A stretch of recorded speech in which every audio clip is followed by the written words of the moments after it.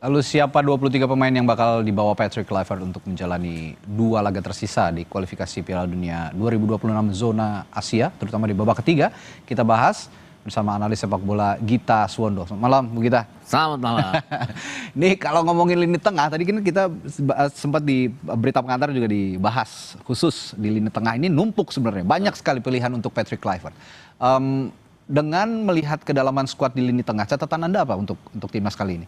Sebenarnya dari sisi kualitas pemain kita sangat kaya pilihannya, ya, terutama di tengah. Kalau kita pakai pola 3-4-3 jelas bahwa dua jangkar di tengah itu akan jadi milik Tom Haye dan juga João Pedro Pessi kalau mengacu kepada kemenangan kita terakhir melawan Bahrain di bulan Maret lalu.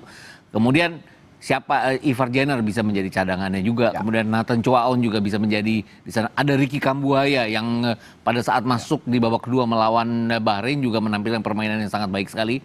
Bahkan dia sempat dua kali assist, dua kali passing, key passing yang gagal diselesaikan oleh rekan-rekannya. Jadi saya pikir dia juga punya peluang kaya di sisi lini tengah ini. Jadi saya pikir pilihannya adalah yang pertama adalah Tom Haye dan juga João Pedro Pessi yang menjadi starter pada saat kita berhadapan dengan Bahrain. Oke, kalau bicara lini tengah, kan kalau di sepak bola ada attacking midfielder, ada center midfielder gitu ya, ada holding midfielder, ada juga defensive midfielder. Kalau melihat pemain tengah yang dimiliki Patrick Kluivert sekarang ya setidaknya yang ada di training camp gitu, kira-kira empat-empatnya akan dipakai atau akan memakai skema mana? Central midfielder, holding midfielder, defensive midfielder dengan attacking midfielder. Kira-kira saya pikir Tom Haye yang akan menjadi playmaker sekaligus gabungan antara pemain yang mencoba bertahan kemudian menyerang. Dia akan menjadi pemain jangkar di sana. Jangkar. Saya pikir. Kemudian kalau kita lihat peran dari João Pedro Pessi melawan Bahrain, dia lebih ke defensive midfieldernya. Jadi dua pemain ini yang akan dimainkan. Kita tahu bahwa Tom Haye ini adalah pemain 70 menit. Atau 75 menit. Iya. Terkadang keteteran juga fisiknya keteteran. Apalagi bermain di GBK yang saya pikir juga tropis dan juga akan sangat menyulitkan dia. Sangat humid di sana. Sangat humid. Ada Ivar Jenner yang bisa menggantikannya. Ada Nathan Choaon yang bisa menggantikannya. Tapi kan kita tidak bisa empat-empatnya. Kenapa? Karena pilihannya adalah dua pemain sayap nanti. Sayap yang di kiri kan jelas bahwa itu akan menjadi Calvin Verdong, milik Calvin Verdong. Jadi dikatakan bahwa Kevin Dix belum bisa bergabung tanggal 29 Mei, dia masih memainkan pertandingan di Piala Denmark. Tapi saya rasa setelah itu dia bisa bergabung dan kalau dia lepas dari Piala Denmark tanpa cedera, saya pikir dia akan menjadi sisi kanan kita. Oke. Nah, ini dari kemarin sebenarnya wartawan semua publik penasaran training camp ini apa sih yang dilatih secara khusus oleh Coach Patrick. Tapi ternyata close training dari kemarin. Iya, close training ya. Close training terus. Sampai hari ini tadi ada momen sedikit wartawan bisa mengintip gitu. Publik bisa mengintip bahwa ada pelatihan fisik secara intensif dan juga sedikit strategi sepertinya. Kenapa alasannya kira-kira selama ini Patrick ini tidak terlalu terbuka untuk training? Apa nggak mau bocor nih ininya, strateginya kira-kira? Saya pikir gini juga. Kita sempat salah, harus dikatakan penampilan pertama Patrick Kluivert sebagai pelatih kita salah strategi sehingga kita kalah telak waktu itu melawan itu bisa Australia. dipahami. Itu pasti ada kekhawatiran. Tapi pertandingan kedua melawan Bahrain dia memainkan strateginya dengan sangat jitu. Pakai 3 pemain belakang, pakai 2 pemain sayap, pakai Tom Haye dan juga João Pedro Pessi dengan sangat baik. Ada Romeni, ada Marcelino saat itu, dan kemudian ada Ragnar. Nah, persoalannya sekarang tidak ada Ragnar, tapi ada Dean James yang bisa menggantikan di sana. Sisi kanan yang mungkin agak berkurang, Eliano tidak ada. Kemudian kalau kita lihat Kevin Dix, Sandy Walsh juga tidak ada di kanan, tapi ada Kevin Dix di sana. Ada Vano Lillipali yang masih mungkin juga bisa dipasang di sana. Jadi saya pikir lebih ke strategi dia bagaimana menghadapi China. Padahal China ini sulit-sulit gampang. Kenapa? Ya, betul. Karena kita menghadapi Bahrain yang all attack. Jadi kita sudah waspada. Harusnya menghadapi Australia juga hal yang sama. Cina ini kan bilang bahwa kita akan menyerang. Saya nggak yakin. Dari 8 pertandingan, dia pintar memainkan ritme.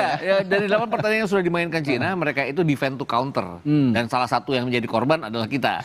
Korban kedua namanya Bahrain. Artinya Cina ini kan baru mendapatkan 6 poin, tapi 2 itu lewat 2 kemenangan yang didapat dari seteru mereka yang berusaha untuk masuk ke urutan keempat. Ini yang bahayanya. Jadi kira-kira kalau kata Coach Patrick, kalau Tiongkok bisa umpet-umpetan, saya juga bisa umpet-umpetan nih gitu ya. Nah, siapa yang paling pintar ngumpet nih? Sama-sama di lapangan lah kejutannya gitu kan kira-kira. Di sisi kiri juga tidak kalah menarik dibahas. Di sisi kiri lini pertahanan menuju tengah begitu ya. Wingback kita kan selalu rajin. Namanya Calvin Verdong ini selalu rajin. Betul. Naik turun. Nah, kalau tadi berkaitan dengan kebutuhan fisik pemain timnas Indonesia kita selain Calvin Verdong di kiri ada pelapis nggak kira-kira? Dean James ya bisa. Dean James yang masih bisa menggantikan itu. Pratama Arhan juga bisa menggantikannya dengan sangat-sangat ya. Pratama Arhan juga dikenal dengan lemparannya. Siapa tahu mentok itu yang bisa dilakukannya. Seperti halnya pada saat kita kalah lawan China ketinggalan 0-2 kan dari pelemparan dia kemudian Tom Haye bikin gol. Ya. Jadi masih ada usaha. Tapi saya pikir selama 90 menit nggak ada persoalan. Kalau Calvin Verdong tidak cedera, dia akan menjadi pengganti di sana. Kenapa nggak Dean James? Karena Dean James lebih diuntukkan ke depan karena tidak adanya Ragnar. Oke. Ragnar ini kunci yang missing dari kita. Kenapa? Karena Ya. ini pemain yang sangat luar biasa sebenarnya. Ya. Dan balik lagi ke kebutuhan pemain tengah yang sekarang banyak absen ini. Kalau tadi Bung Gita udah menyebut nama Stefano Lillipali. Sebenarnya dengan tipikal yang cukup sama untuk menggantikan Lino ya, Marcelino Ferdinand yang absen. Itu kan ada Beckham Putra di sana, lalu ada Beckham ya. Ada Egy Melona Fikri. Nah, kira-kira yang paling fit kalau sekarang selama ini kan untuk kontribusi ke depan itu banyak kan dari Marcelino untuk oleh Romani. Kira-kira dari nama-nama itu tadi yang paling cocok sih. Secara pengalaman mungkin Stefano Lillipali. Tapi Stefano Lillipali kan sudah lama. Kalau ini tahun lalu mungkin Vano pantas. Kenapa? Karena dia membawa Borneo sangat luar biasa di musim kompetisi yang lalu. Tapi musim kompetisi yang baru berakhir kan dia tidak hebat-hebat amat.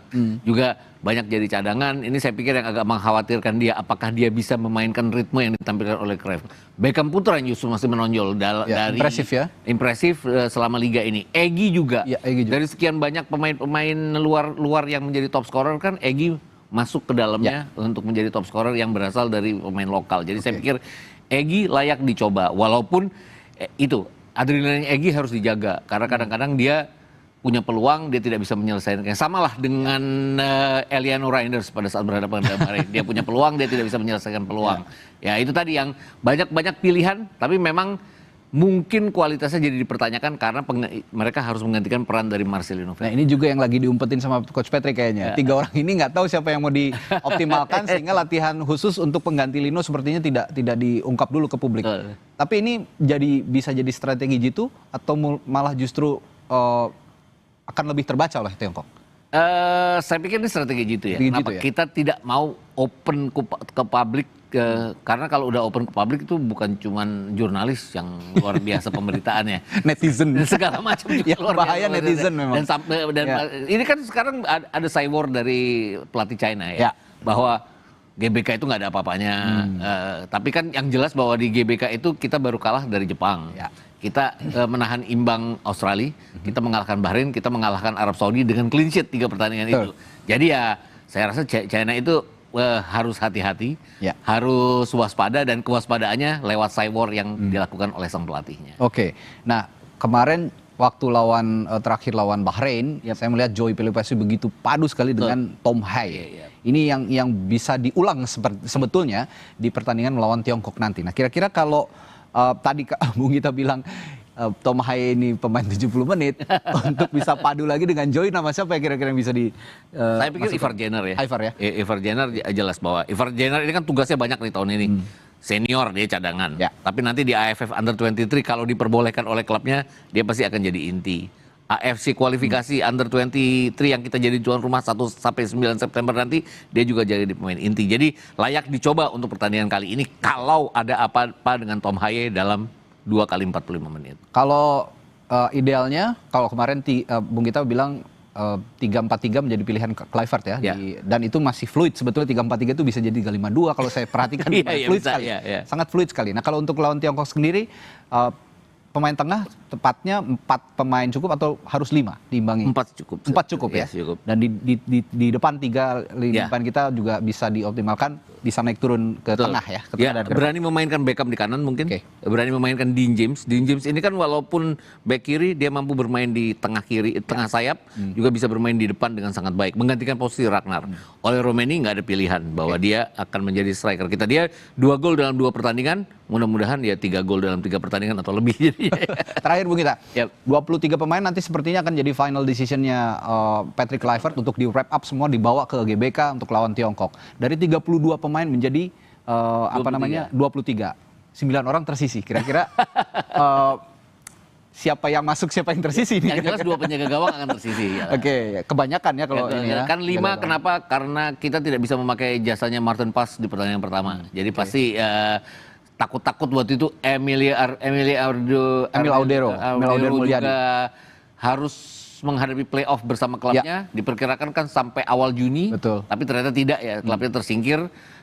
Sayang sekali sebenarnya klubnya tersingkir, tapi dia berhasil bisa gabung. Jadi saya pikir akan ada 2 yang tersingkir di sana. Baik. Kemudian kalau kita lihat tengah tetap tidak akan tersingkir, mungkin di depan ada beberapa nama yang hilang. Oke, baik. Kita tunggu nanti final decision-nya Patrick Kluivert.